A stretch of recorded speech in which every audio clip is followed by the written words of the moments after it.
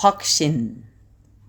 다섯째로 우리의 양자됨은 확신의 문제에 대해 우리에게 필요한 단서를 제공한다. 헝클어진 실타래, 바로 여기에 그것이 있다.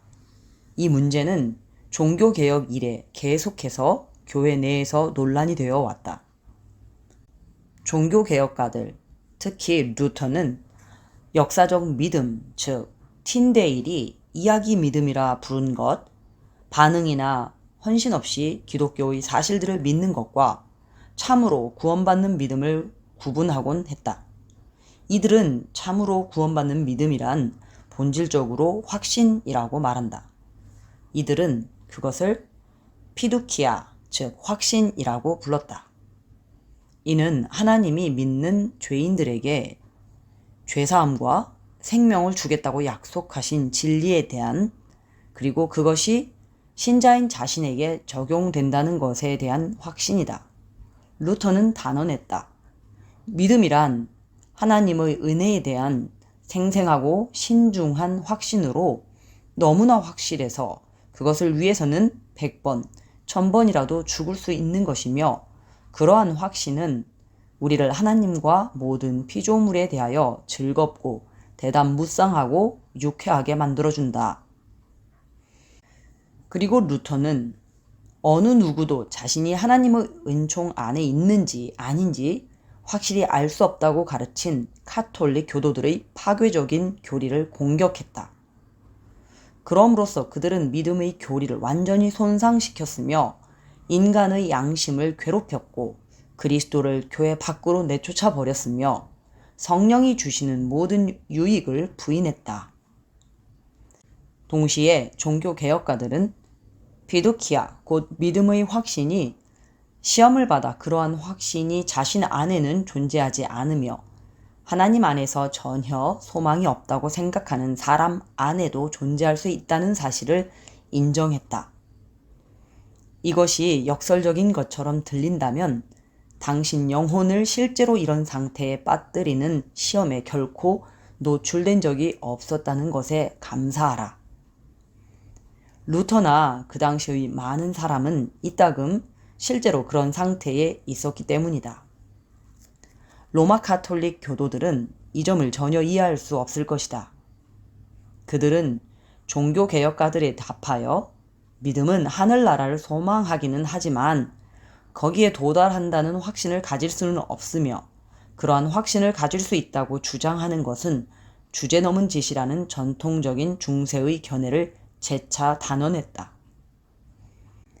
그 다음 세기의 청교도들은 믿음에서 본질적인 것은 현재나 미래의 구원에 대한 확신이 아니라 지극히 중요한 회개와 예수 그리스도에 대한 헌신임을 강조해서 가르쳤다. 청교도들은 종종 확신을 믿음과는 다른 것으로 신자들이 특별히 추구하지 않는다면 보통은 경험하지 못할 것인 양 말했다. 18세기의 웨슬리는 성령의 증거 및 그에 따르는 확신은 믿음의 본질이라는 루터의 주장을 되풀이했다. 비록 후에 확신을 가지지 못한 종의 믿음과 확신을 가진 아들의 믿음을 구분함으로써 자신의 말을 제안하기는 했지만 말이다. 웨슬리는 엘더스 게이트가 이전의 체험을 종의 믿음으로 생각하게 된 듯하다.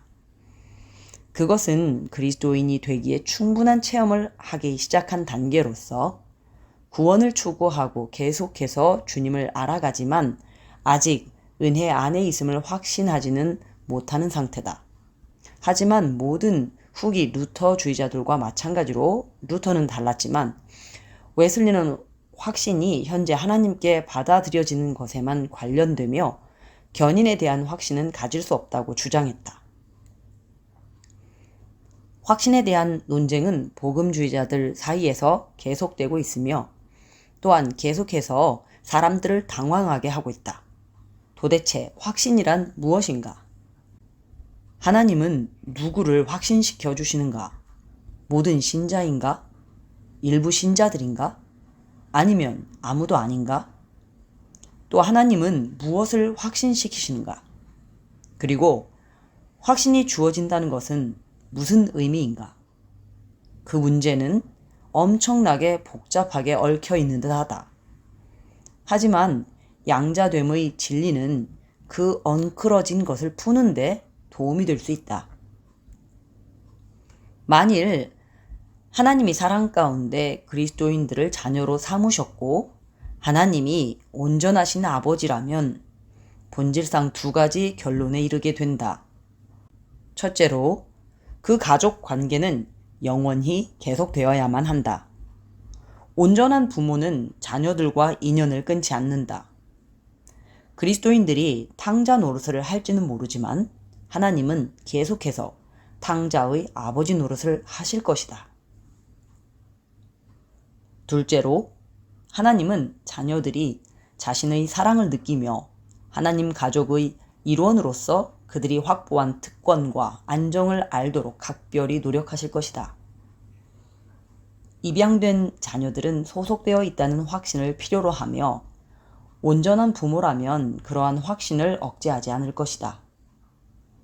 확신에 대한 전형적인 신약 본문인 로마서 8장에서 바울은 이 두 가지를 모두 확증해 준다. 첫째로, 바울은 하나님이 그 아들의 형상을 본받게 하기 위하여 미리 정하셨으니 이는 그로 많은 형제 중에서 맏아들이 되게 하려 하신 그런 자들, 다시 말해 하나님이 독생자와 함께 가족 안에 아들로 받아들이기로 영원토록 결정하신 자들을 부르시고 의롭다 하시고 영화롭게 하셨다고 말한다. 우리는 영화롭게 하셨다는 것이 사건 자체는 미래인데도 과거 시제로 되어 있다는데 주목하게 된다. 이는 바울이 생각하기에 그 사건은 하나님의 판결 속에 확정된 것으로 이미 이루어진 일이나 진배 없음을 보여준다. 그래서 다음과 같이 확신 있게 선포하는 것이다. 내가 확신하노니 사망이나 생명이나 천사들이나 권세자들이나 현재일이나 장래일이나 능력이나 높음이나 깊음이나 다른 어떤 피조물이라도 우리를 우리 주 그리스도 예수 안에 있는 하나님의 사랑, 택하시고 구속하시는 아버지의 사랑에서 끊을 수 없으리라. 둘째로, 바울은 지금 여기서 성령이 친히 우리의 영과 더불어 우리가 하나님의 자녀인 것을 증언하시나니 라고 말한다. 더 나아가 우리가 자녀이면 또한 상속자라고 말한다. 그 진술은 총괄적이다. 즉, 바울은 로마 교인들을 한 번도 만난 적이 없지만 당연하게도 그들이 그리스도인이라면 성령이 내적으로 증언하시는 대로 자신이 하나님의 아들과 후사라는 사실, 그 복된 지위를 알 것이라고 생각했다. 확신은 로마 카톨릭에서는 죄이고 개신교에서는 의무인 반면 신약에서는 단순히 하나의 사실이라고 한 제임스 데니의 말은 옳다. 이 구절에서 우리가 양자되었다는 증거는 두 가지 서로 다른 근거에서 나온 것임을 알게 된다. 그것은 우리의 영, 즉 우리의 의식적인 자아와 하나님의 영, 우리의 영과 더불어 그래서 우리의 영에게 증거하시는 이다. RSV에서처럼 재강조하여 우리가 아빠, 아버지라 부르짖을 때 우리 영과 더불어 우리가 하나님의 자녀인 것을 증언하시는 분은 바로 성령님이다 라고 번역한다 해도 이 점이 영향을 받지는 않는다. 이것이 의미하는 바는 자식으로서의 부르짖음과 그 부르짖음이 표현하는 자식으로서의 태도는 이 이중적 증거가 마음속에 실제한다는 증거라는 것이다. 이러한 이중적 증거의 본질은 무엇인가? 2세기가 넘는 복음주의적 해설의 진술을 걸러놓은 로버트 할데인의 분석은 개선의 여지가 없을 정도로 완벽하다. 그는 우리 영의 증거는 성령으로 말미암아 우리가 중생한 상태의 참된 표지를 의식하고 우리 안에서 그 표지를 발견함으로써 아들됨을 확인할 수 있을 때 실제가 된다고 쓴다. 이는 어떤 사람이 복음을 알고 그리스도를 믿으며 회개에 적합한 열매를 맺고 중생한 사람의 본성들을 보여준다는 사실로부터 이끌어낸 결론으로 추론적인 확신이다. 계속해서 그는 다음과 같이 말한다. 하지만 이것이 성령의 증거라는 말이 의미하는 모든 것이라고 말한다면 이 본문에서 단언하는 것에 미치지 못하는 것이다. 이 경우에 성령은 양심이 증거가 되도록 도우실 뿐이며 성령님 자신이 증거가 된다고 말할 수는 없기 때문이다. 성령은 우리의 영에 독특하고도 직접적으로 증언하시며 또한 우리 영과 더불어 공동으로 증언하신다. 이러한 증언은 설명할 수는 없지만 그럼에도 불구하고 신자들이 느끼는 것이다. 또한 신자들은 그것을 갖가지 정도로, 즉 때로는 더 강하고 더 명백하게 느끼며 때로는 더 약하고 덜 분명하게 느낀다. 그것의 실상은 성경의 다양한 표현으로 나와 있는데 성부와 성자가 우리에게로 와서 우리와 거처를 함께 하신다는 것, 그리스도께서 자신을 우리에게 나타내시며 우리와 함께 마시면서 그리스도께서 우리에게 감추어진 만나를 주신다는 것, 우리가 죄로부터 면제받았음을 알려주는 흰 돌, 그것을 받는 사람 외에는 아무도 모르는 새 이름이 쓰인다는 것 등이다. 하나님의 사랑은 우리에게 주어진 성령에 의해 우리 마음속에 널리 퍼진다. 이는 직접적인 확신으로서 중생한 자의 마음에 성령이 직접 역사하시는 것이며 하나님으로 말미암아 우리 자신의 영, 즉 신자로서의 자의식 및 자기의식이 하게 되는 증언을 보충해 주려고 찾아오는 것이다. 이러한 이중적 증거는 하나님의 억제와 사탄의 공격을 통해 일시적으로 흐려질 수 있다.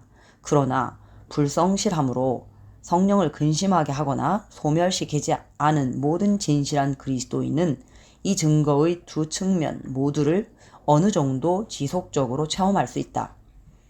이는 바울이 사용한 현재 시제, 우리 영과 더불어 증언하시나니에서 분명히 알 수 있다.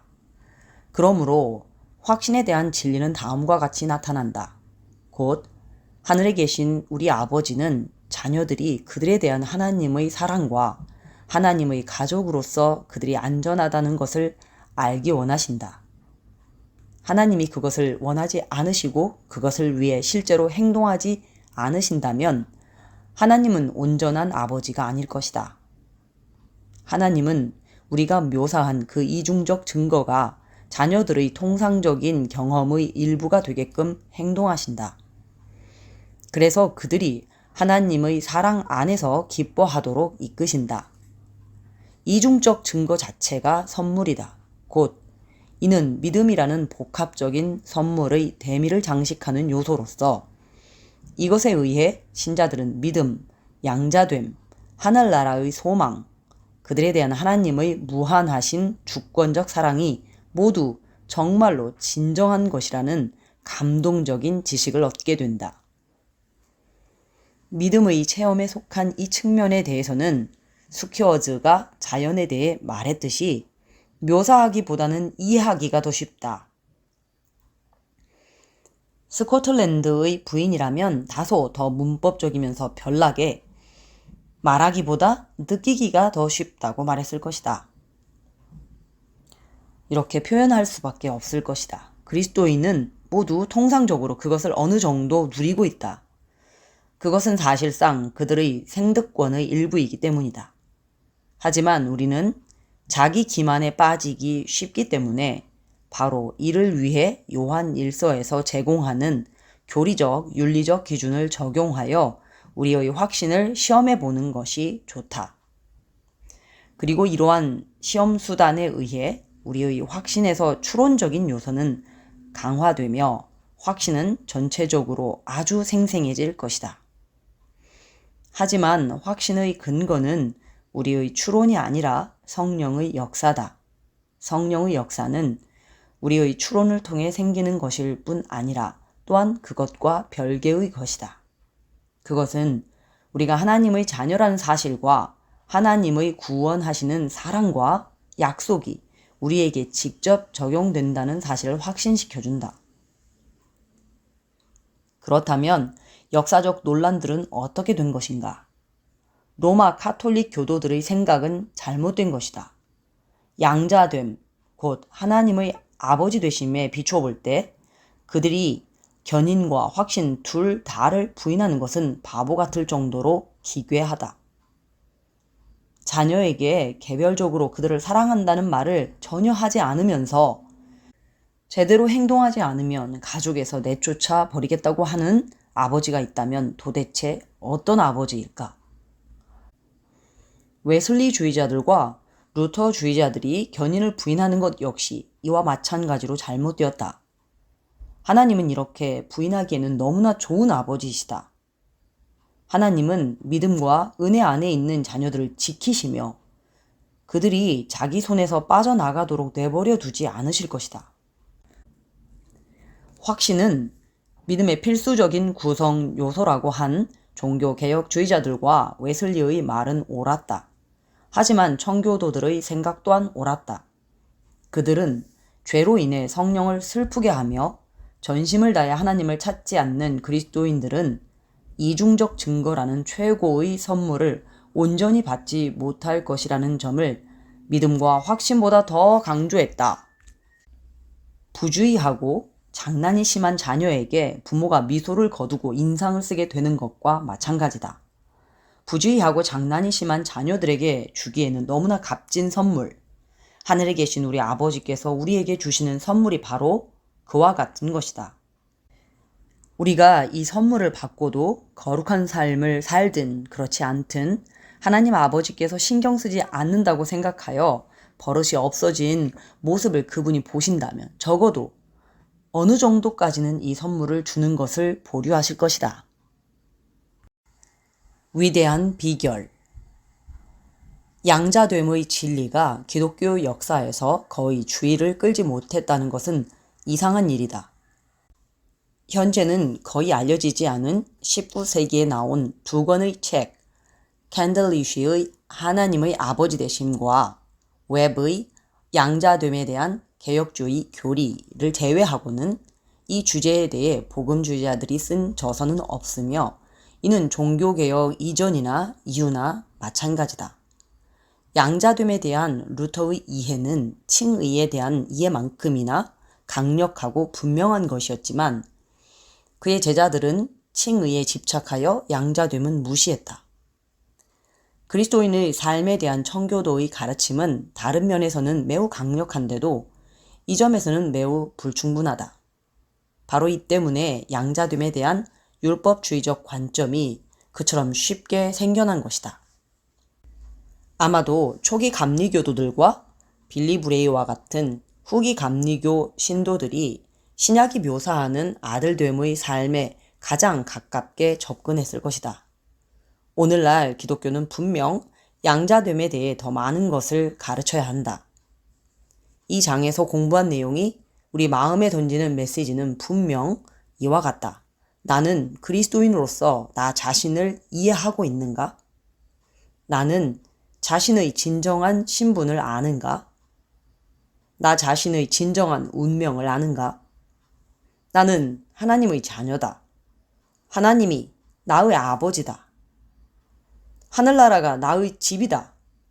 나는 매일 거기에 가까이 간다. 나의 구세주는 나의 형제다. 모든 그리스도인 역시 나의 형제다. 이 말을 아침에 일어나자마자 밤에 잠자리에 들 때, 버스를 기다릴 때, 마음이 한가할 때 등 언제나 되풀이해서 스스로에게 말하라. 그리고 이것이 전적으로 완전히 사실임을 아는 사람으로 살 수 있게 해달라고 구하라. 이것이 행복한 삶을 사는 그리스도인의 비결이기 때문이다. 분명 그렇다. 하지만 또한 더 고귀하고 심오한 것을 말할 수 있다. 이것이 그리스도인의 삶과 하나님을 경외하는 삶을 사는 그리스도인의 비결이며 이는 정말로 중요하다는 것이다. 독자들과 나 자신이 이러한 비결을 완전히 지니기를 바란다. 우리가 하나님의 자녀로서 어떤 사람들이며 어떤 일을 하도록 부르심 받았는지 좀 더 제대로 이해하도록 돕기 위해 거듭 검토하면 좋을 몇 가지 질문이 있다. 나는 나의 양자됨을 이해하는가? 나는 그것을 귀중히 여기는가? 나는 날마다 하나님의 자녀로서 내가 갖는 특권을 기억하는가? 나는 나의 양자됨을 완전히 확신할 수 있기를 구하는가? 나는 날마다 나에 대한 하나님의 사랑을 곰곰이 생각하는가? 나는 하나님을 하늘에 계신 나의 아버지처럼 대하는가?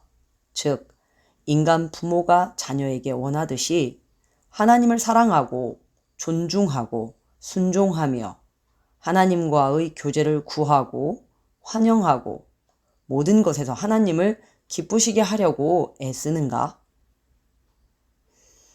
나는 나의 구세주이며 주님이신 예수 그리스도를 신적인 권위를 가진 분일 뿐만 아니라 참 사람으로서 내게 공감하시는 형제로 생각하는가? 나는 예수님이 내게 얼마나 가까우시며 나를 얼마나 완전히 이해하시며 나의 혈족이자 구속자로서 나를 얼마나 많이 돌보시는지를 날마다 생각하는가? 나는 나의 아버지를 기쁘시게 하지 않는 것들을 미워하는 법을 배웠는가? 나는 하나님이 민감하게 느끼시는 그런 악한 일들에 대해 민감한가? 나는 하나님을 슬프게 하지 않기 위해 그것들을 반드시 피하는가? 나는 하나님의 자녀들이 마침내 하늘나라에서 아버지이신 하나님 앞과 그들의 형제이자 주님이신 어린 양의 보좌 앞에 모일 저 위대한 가족 모임을 날마다 고대하는가? 나는 이러한 소망으로 인해 짜릿한 기쁨을 느껴본 적이 있는가? 나는 날마다 함께 사는 그리스도인 형제 자매들을 내가 하늘에서 다시 생각해 볼 때 부끄럽지 않을 만큼 사랑하는가? 나는 나의 하나님 아버지와 하나님의 은혜로 속하게 된 하나님의 가족을 자랑스럽게 여기는가? 나에게는 가족을 닮은 모습이 나타나는가? 그렇지 않다면 왜 그런가? 하나님은 우리를 겸손하게 하신다. 하나님은 우리를 훈육하신다. 하나님은 우리를 참된 자녀로 만드신다.